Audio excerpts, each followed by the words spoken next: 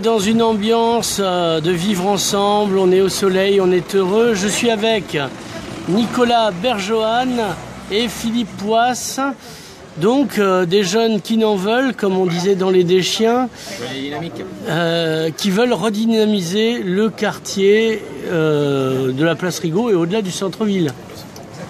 Et vous avez une action bientôt, à savoir quand, parce que... Samedi, non? Alors, notre action, samedi 17 juin, à 16h, à partir de 16h, place Rigaud. Plus fort, camarades. Notre action prochaine, c'est samedi 17 juin, oui. À partir de 16h, à la place Rigaud. D'accord, parce qu'on égorge un enfant, alors évidemment, ça fait du bruit. Ouais. Contrairement aux moutons. Les gens sont mal éduqués, ils ne savent pas faire ça tranquillement dans leur cave. Voilà. Alors que la Belgique nous a montré la voie. Voilà. Alors, qu'est-ce qu'il y aura dedans dans le samedi 17 juin Donc, ça se passe place Rigaud.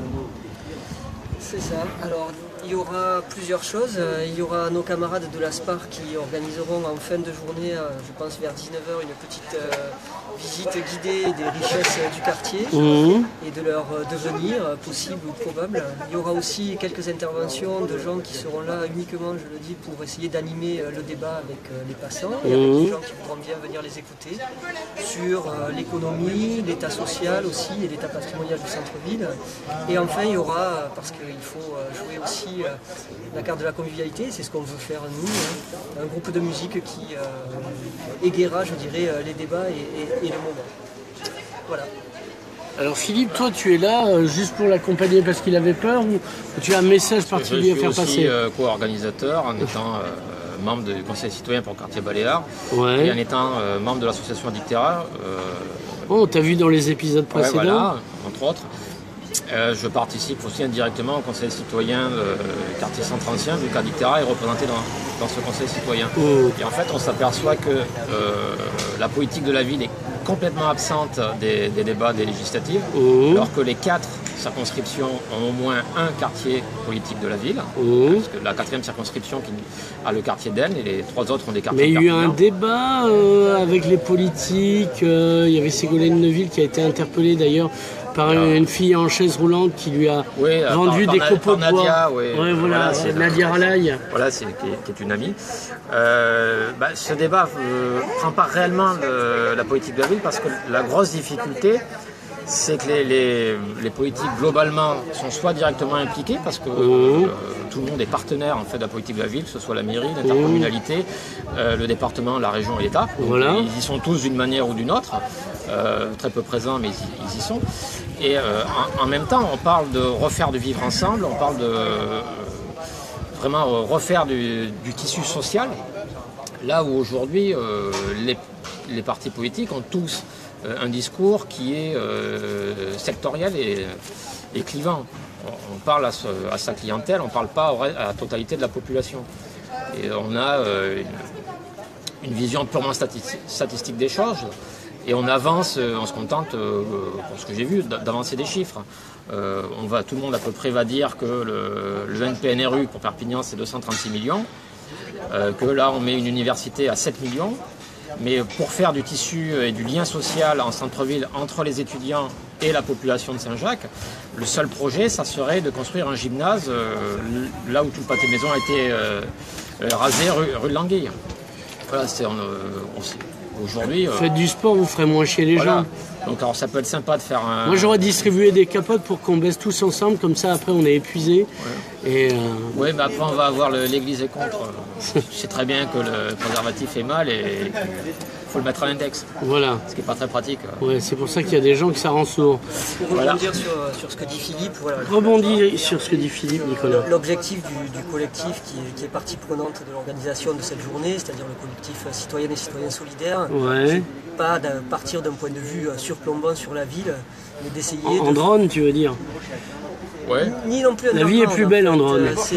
C'est de faire ressurgir de la parole des habitants sur leur propre quartier, sur leur propre vie, et de permettre comme ça de créer de la sociabilité et de la conscience politique. Voilà.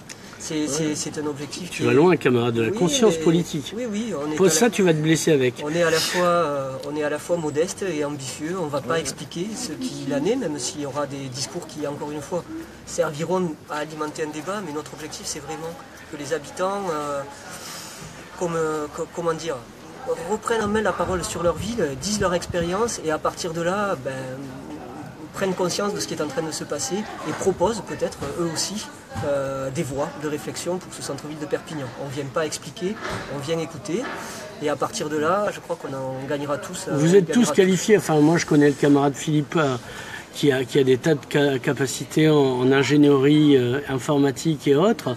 Il capte le soleil pour en faire de l'énergie. Voilà, et toi aussi, j'imagine, Nicolas? Oui, on est tous qualifiés, on a tous une perspective. Non, parce qu'on a des élus pas qualifiés, c'est pour ça que dans votre barre de céréales, il y a des trucs bien, quoi. Oui, mais le problème, ce serait à la limite, la démocratie, c'est pas forcément l'élection de la qualification, qu'importe. Le problème, ouais, ben non, parce que sinon, ça serait pas démocratique. On a élu que des incompétents jusqu'à présent. Je ne sais pas si ces élus qui ne sont pas qualifiés, à te dire, en tout cas, écoutent vraiment des gens qui peut-être ne sont pas qualifiés, mais qui ont... Ils sont aveugles et sourds, c'est compliqué. Hein. Ils n'aiment pas la ville. Ouais, en plus. Aujourd'hui, clairement, le voit, enfin moi c'est l'expérience que j'ai par la participation au comité de pilotage du contrat de ville, depuis maintenant presque 2 ans. On a aujourd'hui une majorité municipale qui globalement n'aime pas la ville, n'aime pas la population de Perpignan.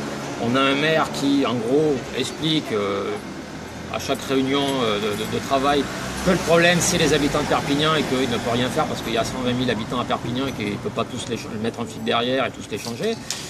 Et alors qu'en fait, bon, certes, il y a sûrement des comportements qui posent problème, mais la majorité des gens sont responsables, aiment leur ville, sont prêts à donner leur avis et pas n'attendre que ça. Il ne peut pas se projeter en eux vu qu'il est tout le contraire. Oui, non, mais voilà. Au-delà de la question municipale, qui est une vraie question, il faut quand même remercier la municipalité de nous avoir donné l'autorisation en fin de période électorale d'organiser aussi cet événement, ce qui veut dire que tout n'est pas tout à fait à jeter quand même. La question vraiment c'est de savoir si on regarde le centre-ville et si on regarde la ville comme un problème ou comme un lieu de richesse.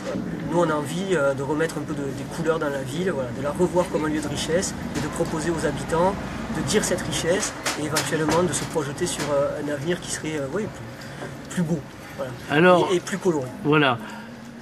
Plus belle la vie au centre-ville de Perpignan. Voilà, plus belle la ville de Perpignan. Voilà. C'est ce qu'on aimerait susciter comme réflexion ensemble, entre gens qui réfléchissent sur la ville, mais aussi gens qui en ont une expérience vécue. Alors, faire ce lien, ça paraît... Dernière question, parce qu'après j'ai une autre interview. Ouais.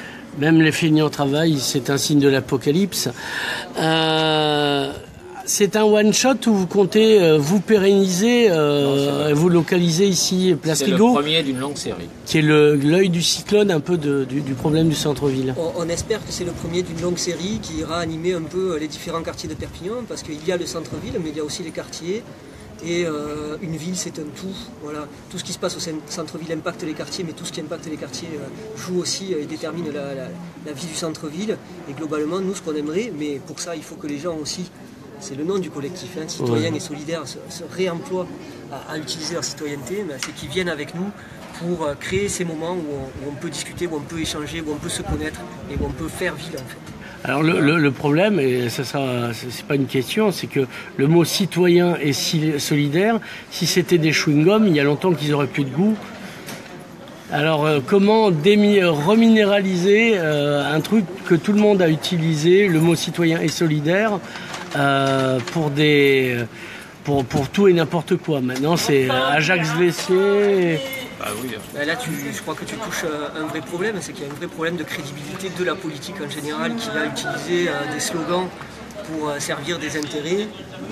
Il n'est pas question de dire qu'il n'y a pas d'intérêt qui se confrontent, même dans la vision et dans la planification d'un devenir urbain, mais il y a la certitude qu'on peut changer les pratiques vers une citoyenneté qui soit plus incarnée, plus pratique, plus vraie. Voilà. C'est un pari, mais si on ne le tient pas et si on n'y croit pas... Voilà, il faut bien commencer quelque part. Exactement. Nicolas, Philippe, à bientôt, à samedi. À samedi 17 juin. Oui. À quelle heure ça commence ? 16h. Parfait.